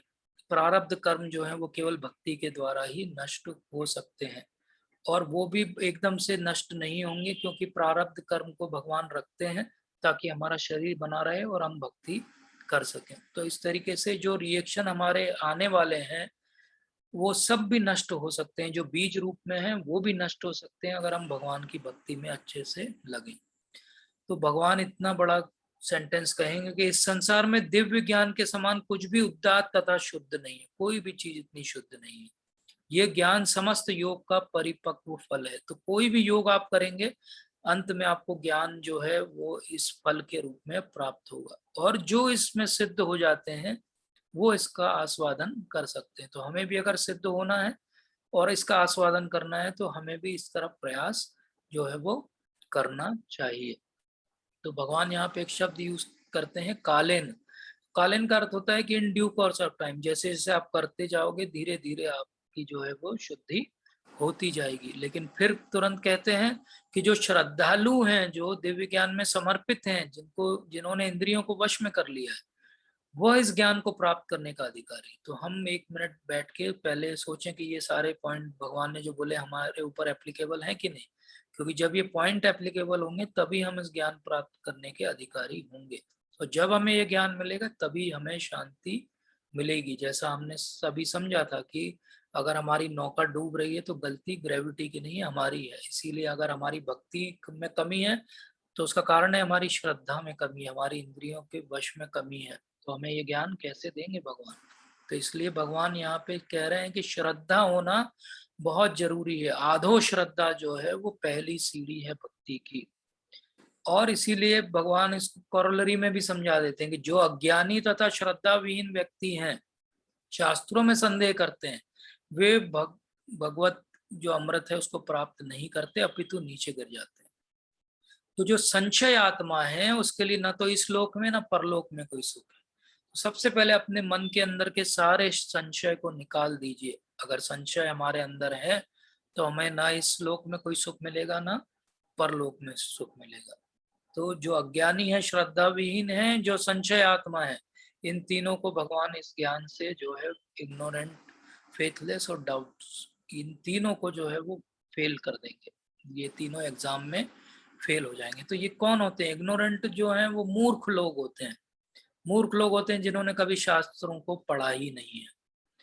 और फेथलेस लोग क्या होते हैं? उन्होंने शास्त्रों को सुना है लेकिन उनकी श्रद्धा ही नहीं जागी, अश्रद्धावान है। क्योंकि वो कुछ सोच लेते हैं, उनके कोई गुरु नहीं है, इसलिए वो चार शास्त्र पढ़ के सोचते हैं इसमें ये लाइन लिखी, उसमें वो लाइन लिखी, अरे ये दोनों मैच नहीं हो रही, सब शास्त्र गलत। और उससे महान होते हैं डाउटर्स, मतलब उनको थोड़ा बहुत फेथ है लेकिन डाउट इतना ज्यादा है उनका कि तुरंत जो है बार बार डाउट का जो है नाग अपना फन उठा लेता है और वो तुरंत जो है फिर से 2 कदम जो आगे चले थे तो 3 कदम पीछे चल जाते हैं। तो अब ये डाउट कैसे निकलेगा, ये भगवान हमें समझाएंगे। यही तीसरी की है आज की। जो व्यक्ति अपने कर्म फलों का परित्याग करते हुए भक्ति करता है और जिसके संशय दिव्य ज्ञान द्वारा विनष्ट हो चुके हैं, वही वास्तव में आत्मपरायण है। वह कर्मों के बंधन से नहीं बनता है। तो कर्म फल का परित्याग करना है, मतलब कि अकर्म करना है, अर्थात भक्ति करना है। और अभी हमने देखा था डाउटर्स के लिए कोई जगह नहीं है, तो संशय नहीं होना चाहिए हमें। तो संशय कैसे जाएगा? दिव्य ज्ञान से जाएगा, और दिव्य ज्ञान तब तक नहीं मिलेगा जब तक संशय रहेगा। तो ये तो बड़ी अजीब सी बात होगी कि संशय पहले जाएगा कि दिव्य ज्ञान पहले आएगा, कि ज्ञान आएगा फिर संशय जाएगा। तो इसके लिए क्या बनना पड़ेगा? हमें आत्मपरायण बनना पड़ेगा। जब हम आत्मपरायण बन जाएंगे तो धीरे धीरे हमारा संशय जाएगा। जैसे कि सूरज उगता है तो पहले किरणें दिखती हैं, फिर सूर्य देव के दर्शन होते हैं। जब हम ऐसा करेंगे तो हम कर्म में नहीं बंधेंगे। और आखिरी में भगवान कहते हैं, अतएव तुम्हारे हृदय में अज्ञान के कारण जो भी संशय उठे हैं उन्हें ज्ञान रूपी शास्त्र से काट डालो। हे भारत, तुम योग से समन्वित होकर खड़े हो और युद्ध करो। तो हृदय में हमारे जो भी संशय हैं हम सबके, उसको इस ज्ञान रूपी शस्त्र से हमें काट डालना है। क्योंकि हमें ये याद रखना है कि कहीं हम हमारे डाउट पे ज्यादा फेथ तो नहीं करते हैं। तो हमें अपने डाउट पे ज्यादा फेथ नहीं करना है, हमें भगवान पे ज्यादा फेथ करना है। तो एक तलवार लीजिए ज्ञान की, और ये सारे संशयों को आज इस क्षण काट दीजिए, और ये निर्णय कर लीजिए कि अब हम भगवान के हिसाब से अपना जीवन जिएंगे। अब प्रॉब्लम क्या है कि ये तलवार तो दे दी है भगवान ने, लेकिन हमारे अंदर बल ही नहीं कि तलवार कैसे हम उठाएंगे और कैसे इस तलवार को चलाएंगे। तो ये तलवार कैसे चलेगी, ये गुरु महाराज हमें सिखाएंगे। तो ज्ञान की तलवार सामने रखी है, ओपन सीक्रेट है, लेकिन हमारे अंदर बल कब आएगा ये तलवार उठाने का? जब हम गुरु के सामने नतमस्तक हो जाएंगे, शरणागत हो जाएंगे। तो आज का कंक्लूजन क्या है? ज्ञान कैसे मिलेगा? सबसे पहले भगवान को मानना है, और भगवान को मानने के लिए गुरु को ये शरणागत होना है।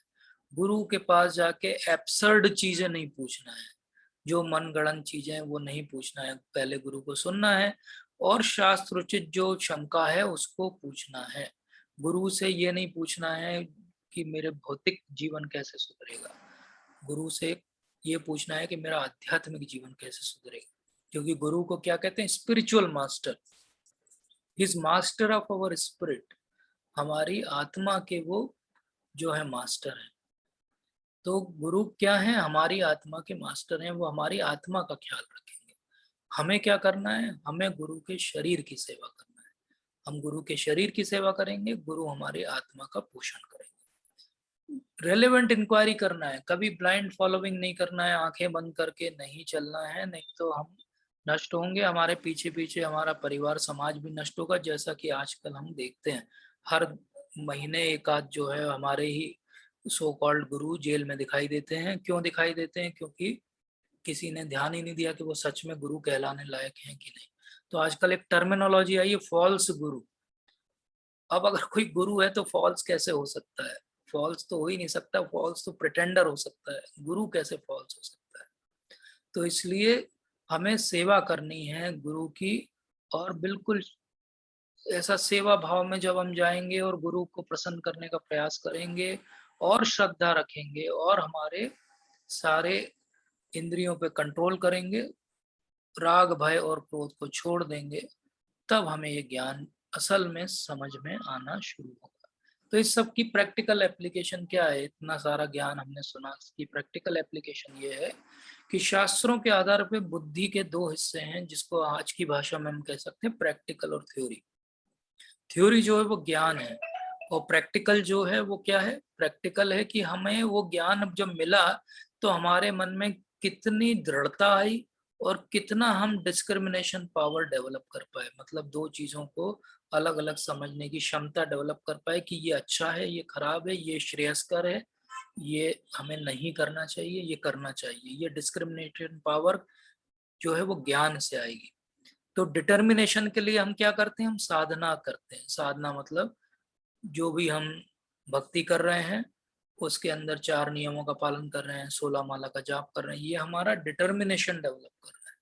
और हमारा डिस्क्रिमिनेशन पावर स्वाध्याय से डेवलप होगा, ग्रंथों का अध्ययन करके और उनके बारे में सुन के, भगवत चर्चा करके, अपने शंका का समाधान करके होगा। ये जब होगा, जब डिटर्मिनेशन आ जाएगा, डिस्क्रिमिनेशन आ जाएगा, तब असल में हमारे अंदर ज्ञान आया। अदरवाइज वो केवल थ्योरेटिकल नॉलेज है, चाहे किसी को 700 श्लोक याद हो, लेकिन अगर जीवन में कोई परिवर्तन नहीं है तो ये व्यर्थ है। इसीलिए आज का श्लोक ऑफ द डे है, तत्विधि प्रणिपातेन परिप्रश्नेन सेवया उपदेक्ष्यन्ति ते ज्ञानम ज्ञानिनस् तत्वदर्शिनः। तुम गुरु के पास जाकर सत्य को जानने का प्रयास करो, उनसे विनित होकर जिज्ञासा करो और उनकी सेवा करो। स्वरूप सिद्ध व्यक्ति तुम्हें ज्ञान प्रदान कर सकते हैं, क्योंकि उन्होंने सत्य का दर्शन किया है। तो इस तरीके से जब हम श्रद्धा डेवलप करेंगे, साधुओं का संग करेंगे, भजन करेंगे, धीरे धीरे हमारे अनर्थों की निवृत्ति होगी, हमारी भक्ति में एक निष्ठा और रुचि जागृत होगी, आसक्ति आएगी, फिर हम भाव और प्रेम की पराकाष्ठा पर भगवान की सेवा में जुट जाएंगे। लेकिन सब सीढ़ी की शुरुआत आदो श्रद्धा या फेथ से होगी। तो फेथ को डेवलप करना पड़ेगा, फेथ जो है वो भक्तों के संग से डेवलप होगा।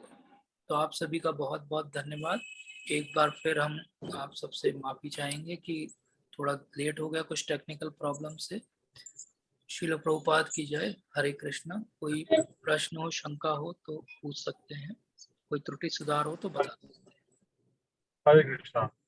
तो सॉरी, एक्चुअली प्रभु जी की कोई गलती नहीं थी, वो मेरी वजह से लेट हो गया, because I was in Delhi, तो कुछ टेक्निकल इशू था।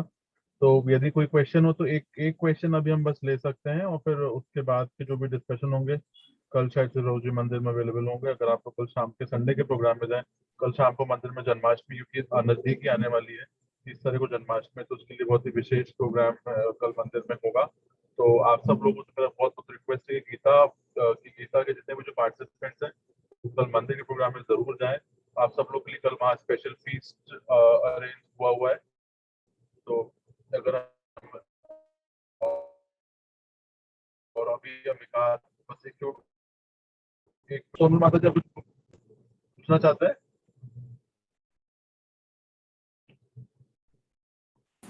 सोनल माता जी कुछ पूछना चाहते हैं? आपको अपने आप को अनम्यूट करना पड़ेगा।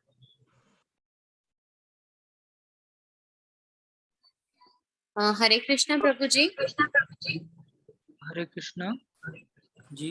प्रभु जी, रेगुलेटेड गृहस्थ, आपने एक वर्ड बोला, रेगुलेटेड गृहस्थ का क्या मतलब हुआ? और हम बहुत सारे समय पर मतलब कभी कभी रेगुलेटेड रहते हैं, कभी कभी अनरेगुलेटेड भी कर लेते हैं, तो इन सब चीजों का क्या होना चाहिए? मतलब अगर आपने कुछ ऐसे आचरण करे जो नहीं करने चाहिए, क्योंकि हमें पता होता है कभी जब हम क्रोध में होते हैं तो ये क्रोध हमें नहीं करना चाहिए और हम कर लेते हैं, तो फिर उन सब चीजों के लिए क्या हमें कुछ प्रायश्चित करना चाहिए कि क्या करना चाहिए? जी, बहुत अच्छा प्रश्न है और बहुत प्रैक्टिकल प्रश्न है। माता जी का प्रश्न यह है कि गृहस्थ, जो कि हम सब गृहस्थ हैं, तो गृहस्थ जीवन में हम कैसे जो भी अभी हमने सीखा है इसको रेगुलेटेड वे में कैसे अप्लाई करें, और जब हम नहीं रेगुलेटेड रहते तो उसका क्या उपाय है। तो अगर हम कलयुग की बात करें, और क्योंकि हम भक्ति मार्ग में हैं, तो बहुत प्रायश्चित का कार्य हमारे लिए नहीं है।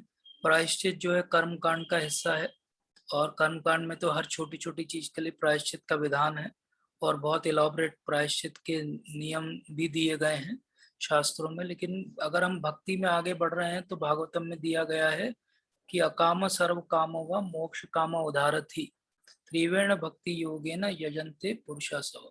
इसका अर्थ ये हुआ कि जो भी हमारी कामनाएं हैं वो अगर हम भगवान श्री कृष्ण के पास आ जाएं तो वो पूरी हो जाती है। तो अगर हमसे कोई गलती भी होगी, जैसे अभी भगवान ने कहा अपि चेत से दुराचारो बचते माम अनन्य भाग, तो साधु रे उसे मंतव्य, मतलब कि कोई दुराचारी से दुराचारी दिखने वाला व्यक्ति भी है अगर, पर अगर वो इस ज्ञान की नाव में बैठ गया है, पैसेंजर बन गया है, तो वो एक ना एक दिन अपने गंतव्य स्थान पे पहुंचेगा। तो ये भगवान का एश्योरेंस है हम सबके लिए। इसी तरह भगवान 18.66 में फिर से कहेंगे कि सर्वधर्मान परित्यज्य माम एकाम शरणम व्रज। अहम त्वं सर्व पापेभ्यो मोक्षयिष्यामि माँ शुच अर्थात डरने की आवश्यकता नहीं है। भगवान बीच में भी एक बार कहेंगे योगक्षेमम वहाम्यहम्। तो ये सब भगवान क्यों बार बार कह रहे हैं, यही इन्हीं प्रश्नों का उत्तर दे रहे हैं भगवान, कि अगर हमारे मन में कहीं ये शंका रह जाए कि मेरे से कोई गलती हुई है तो वो उसका प्रायश्चित मैं क्या करूं। तो एक्चुअली भक्ति में प्रायश्चित का कोई रोल नहीं है। भक्ति में हमने ये रियलाइज ही कर लिया कि हमसे कोई मिस्टेक हुई है, दैट इज इनफ प्रायश्चित। हाँ, हम ये पर प्रॉमिस प्रभु करें जी कि हम क्षमा रिपीट की ना करें उसको। और दूसरा, हम भक्ति में जब आगे बढ़ेंगे तो अपने आप हमारे अनर्थों की निवृत्ति होती जाएगी, क्योंकि हम जब भी अनरेगुलेटेड बिहेवियर करते हैं तो उसका कारण क्या है, हमें ज्ञान तो पूरा है, तो हम क्यों अनरेगुलेटेड बिहेवियर करते हैं, क्योंकि ध्याय तो विषयान पुंसा संगत से शुभ जायते। हमारा ध्यान वहां लग गया और उसके बाद सारी प्रक्रिया क्रिया हुई। मतलब पहले इमोशन आया, फिर जो है वो मूवमेंट चालू हुआ। तो हमें क्या करना है, प्रायश्चित के झंझट में नहीं पड़ना है, क्योंकि वो कर्मकांड हो जाएगा। हमें भक्ति में अपनी तीव्रता लानी है और धीरे धीरे हमारे जो है, जो चीजें हम अभी फॉलो उतने अच्छे से नहीं कर पा रहे हैं वो सब होने लगेंगी in due course of time. Patience रखना चाहिए, that is the best thing for गृहस्थास। हर चीज में पेशेंस रखेंगे तो धीरे धीरे सब चीज हो जाएगी। ठीक है माता जी? जी, मैं यही बोलना ही चाह रही थी, आपने जी आंसर दे दिया कि जी, हमें तो लगता है कि हम भक्त भी नहीं बने अभी, तो बस ऐसे ही माला फेर रहे प्रयास हैं, कर पता रहे हैं नहीं माता कितना जी, हम सही सब कितना प्रयास गलत। कर रहे हैं। कभी ना कभी भगवान ने बोला है कि अब बैठ गए हो इसमें तो मैं पहुंचा तो दूंगा कभी ना कभी तो। उस नाव में बस जी बैठे प्रभु रहें, जी, वहां हरे से ना कूदें, ये ध्यान रखें। हाँ, जी, थैंक यू। हरे कृष्ण हरे प्रभु जी, धन्यवाद कृष्ण। धन्यवाद। Okay. Okay. So thank you everyone. So thank you so much for the session today. Thank you so much. थोड़ी थोड़ा सा लेट हो गया आपको मेरी वजह से. I'm very sorry once again for the delay of today. Maybe next week थोड़ा सा हम improve करेंगे अपने आप को.